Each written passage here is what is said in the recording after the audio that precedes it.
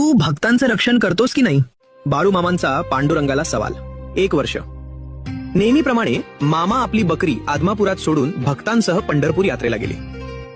देवाची महापूजा सुरू होती आणि तेवढ्यात मामांचा खडा आवाज घुमला. ए काळ्या विठ्या, मी मुद्दाम तुझ्या दर्शनासाठी इतक्या दूरून आलोय आणि तू माझ्या घरावर दरवडा घालू देतोस होय? मंदिरातले सगळे स्तब्ध.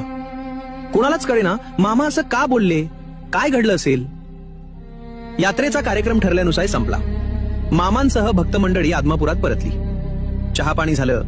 मामा निवांत बसले आणि तेवढ्यात तळावरच्या मंडळींकडून समजले त्या दिवशीच, ज्या दिवशी पहाटे 4च्या सुमारास मामांनी पंढरपुरात महापूजा करविली होती, त्याच रात्री मध्यरात्र उलटताच काही दरोडेखोरांनी बकऱ्यांच्या तळावर धाड घातली. किमती माल, उत्तम बकऱ्या सगळं लुटण्याचा खूप प्रयत्न केला.